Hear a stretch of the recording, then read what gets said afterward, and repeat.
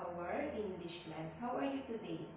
So I hope that all of you are doing great. So may I ask everyone to please stand and let's start our class with a short prayer. Let's bow our heads and feel the presence of our Lord. Heavenly Father, thank you for bringing us together today. Bless our minds and our hearts as we learn. Help us to understand, focus, and do our best. Guide our thoughts, our words, and our actions. In Jesus' name we pray. Amen. So, before you take your seats, I want you to pick up those pieces of paper underneath your chairs and arrange your chairs properly. And after that, you may now take your seats. So, Diane, as the secretary of this class, is there anyone absent today? Very good. Everyone is present today. So, class, before we begin our new lesson, let's have an activity. So, I will divide the class into 5 groups. So, each group will watch a short video clip that I will show on the screen. So, please watch this video carefully, focus on the details, and imagine that you are part of the scene.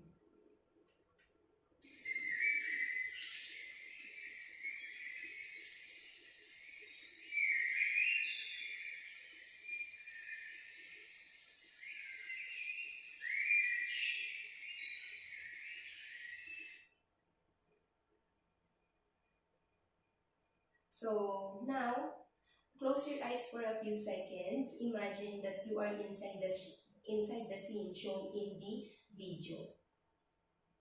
So what do you see around you? What sounds can you hear? What do you smell, taste, and feel? So you may now open your eyes. Now each group will now receive a sensory passport.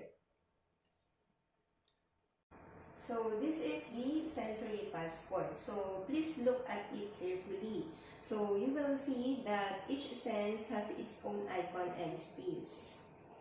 So the icons help you really recognize each sense and understand what to do without long instructions. So under each icon, there is a guide question to help you think about your answer. For example, under decide, the question asks, what objects, people, colors, or actions did you see in the scene? So the questions help you notice important details from the video. So each sense has a similar guide questions. The icons and questions will help you know what to write even if you are not sure of it. So using the sensory passport, think about the scene by using your 5 senses. So as a group, talk about your answers and complete these parts of the sensory passport. Please write your answers clearly in each space. So I will give you 3 minutes to complete this activity. So now, let me hear your answers.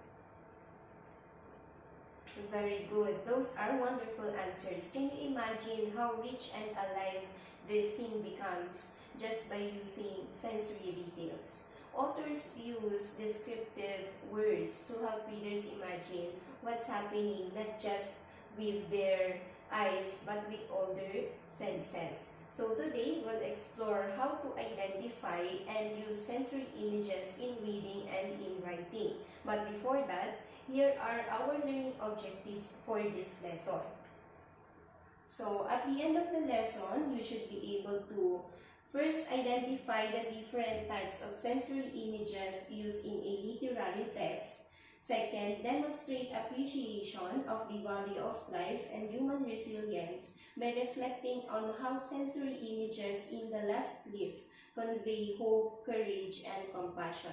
And lastly, deliver a creative entertainment speech that effectively uses sensory images to communicate a clear message or value. So, what is sensory imagery? Sensory imagery is a literary device used by authors to appeal to the reader's 5 senses and inner emotions. It helps create vivid and meaningful mental pictures. So when a writer uses sensory imagery, they are painting a picture in your mind, not with colors but with words. So there are different types of sensory imagery. So let's begin with visual imagery. So visual imagery, it appeals to the sense of sight, meaning that we are using our eyes. So it uses visual and descriptive elements like shapes, colors, and patterns. It helps readers imagine the setting and the scenes. So here is the example. The night sky filled with countless stars twinkling like scattered diamonds against a deep velvet backdrop. So class, why do you think this sentence is an example of visual imagery? Yes, Alex. Exactly. This sentence is an example of visual imagery because it appeals to our sense of sight. So words like countless stars twinkling like scattered diamonds and a deep velvet backdrop help us imagine exactly how the night sky looks. It paints a clear and beautiful picture in our minds. That's what visual imagery does. It helps us see the setting through words. So next is the auditory imagery. Auditory imagery, it appeals to the sense of hearing, meaning we use our ears. So it includes music, silence, harsh noise, or pleasant sounds. It uses onomatopoeia, alliteration, and assonance. When we say onomatopoeia, it is the words, or these are the words that imitate sound. So here is the example. She awoke to the chirping of birds and the whisper of a breeze as it passed through the tree outside her window. So why do you think it is an example of auditory imagery? Yes, Danica. Correct. This sentence is an example of auditory imagery because it appeals to the sense of hearing. Phrases like chirping of birds and the whisper of a breeze let us imagine the sounds in the scene. Even though we're only reading, we can almost hear the peaceful morning. That's what auditory imagery does. It helps us hear the sounds through descriptive language. So let's move to the third type. The third type is the tactile imagery. Tactile imagery, it appeals to the sense of touch. It describes temperature and texture like the bitter cold or the soft hands. So writers use tactile imagery to describe temperature like the bitter cold of winter air or texture like her soft and warm hands. So when we read phrases like that, we can almost feel the cold, the heat, and the smoothness or the roughness just by using our imagination. So here is the example. A gust of cold wind pierced her body. So why do you think it is an example of tactile imagery? Yes, Diane. So exactly, this sentence is an example of tactile imagery because it appeals to the sense of touch. The phrase gust of cold wind makes us imagine the feeling of cold air hitting our skin. So the word pierce also suggests that the wind felt sharp or intense. That's how tactile imagery works. It helps us feel temperature, texture, or movement through words. So next is the olfactory imagery. Olfactory imagery, it appeals to the sense of smell. It includes fragrances like blooming flowers or unpleasant odors. So it helps the reader imagine a scent, whether it's something pleasant like the smell of blooming flowers or something unpleasant like the odor of rotten food. Writers use this type of imagery to bring scenes to life by making you imagine how something smells. So here is the example. The sweet aroma of the freshly baked chocolate chip cookies wafted from the kitchen to the living room, causing Greg's stomach to stumble. So, what smell do you imagine here? Or why is why it is considered as an example of olfactory imagery. Yes, Erickson. Exactly. This sentence is an example of olfactory imagery because it appeals to our sense of smell. Words like sweet aroma of the freshly baked chocolate chip cookies help us imagine how the kitchen smells. So we can almost smell just by reading the sentence. So that's the power of olfactory imagery. It makes us feel like we're right there in the scene, breathing in the scent. So the last type is the gustatory imagery. Gustatory imagery appeals to the sense of taste. It describes sourness, saltiness, sweetness, or spiciness. So writers use gustatory imagery when they want the reader to experience the flavors in a scene. So here is the example. The candy melted in her mouth and swirls of bittersweet chocolate and slightly sweet but salty caramel blended together on her tongue. So why do you think this is an example of the gustatory imagery? Yes, Rika. Very good. This sentence is a great example of gustatory imagery because it helps us imagine how the candy tastes. So words like bittersweet chocolate and slightly sweet but salty caramel describe a specific flavors. The phrase melted in her mouth also helps feel the texture. So that's how gustatory imagery works. It lets us experience taste through words. Class, now that we have discussed the different types of sensory imagery, let us check your understanding through an activity. So you will work with the same groups as earlier. I will give each group a copy of the poem entitled The Sugar Plum Tree, written by Eugene Field. So this is the copy of the poem. So please read the poem silently as a group. As you read, pay close attention to the words and lines that appeal to the senses. So along with this poem, you will also fill in the sensory chart that I will show you.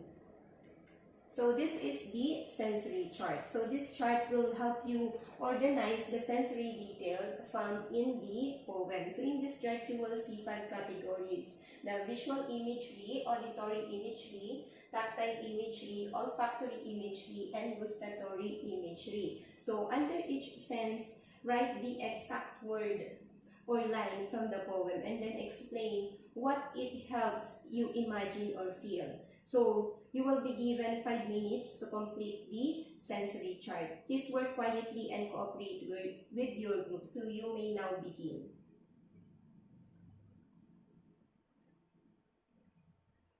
So time's up. Let us now hear from each group.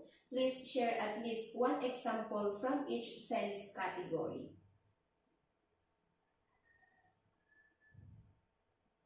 Very good, everyone. So through this activity, you will be able to identify how sensory details make the poem more vivid and imaginative. Class, now that we have practiced identifying sensory images in the poem, we will do another activity to deepen your understanding. So this time, we will read an excerpt from The Last Leaf by O. Henry. So I will give you the copy of The Last Leaf by O. Henry. So this is the instruction for our activity. After reading the excerpt from The Last Leaf by O. Henry, imagine that you are inside Johnny's room as the events unfold.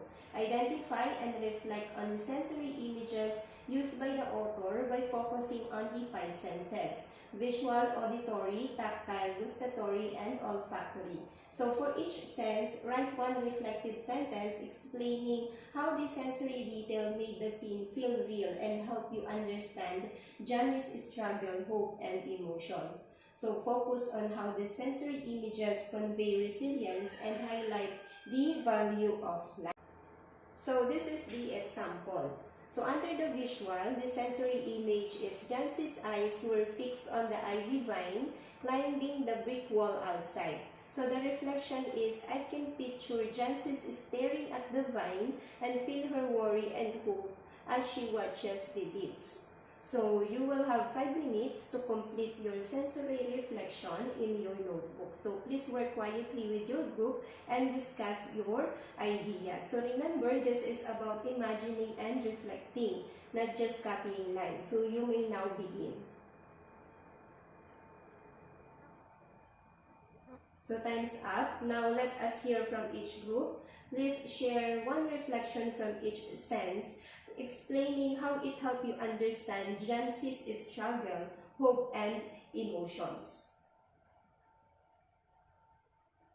So excellent work, everyone. Through this activity, we can see how O. Henry uses sensory images to make the scene feel real and emotional. So the leaf outside becomes a symbol of resilience and courage, and the details in the room helps us understand the value of life. Class, now that we have practiced identifying sensory images in videos, poems, and excerpts, it's time to apply what we've learned in a creative way. So this activity is called the picture prompts activity. So where you will create a short creative entertainment speech inspired by a picture. So you will work in your same groups as before. So each group will receive a picture prompt. So these picture prompts show a local or global issues such as the community life, the environmental issues, acts of kindness, cultural traditions, and the natural disasters. So these pictures will help you find sensory details for your speech. So look at the picture carefully and imagine that you are inside the scene. Think about what you can see, hear, smell, touch, or taste, and notice the emotions, values, and messages it conveys. So take 1 minute to study the picture and discuss these details with your group. Then using your observations, you will create a short creative entertainment speech. Make sure your speech has a clear theme or message, uses sensory details, well organized with a meaning, middle, and end, and is delivered with an expressive voice, gestures, and audience engagement. So you have 10 to 15 minutes to prepare your speech. So work quietly and help each other in your group. So I will show you the analytic rubric that will guide you and also be used to grade your speech. So this is the analytic rubric. So pay attention to how well you describe all 5 senses, your creativity, the clarity of message, organization and structure, and the oral delivery. So you may now begin. So time's up. It's time for each group to present their speech in front of the class. Excellent work, everyone. And that's all for today. Thank you and God bless.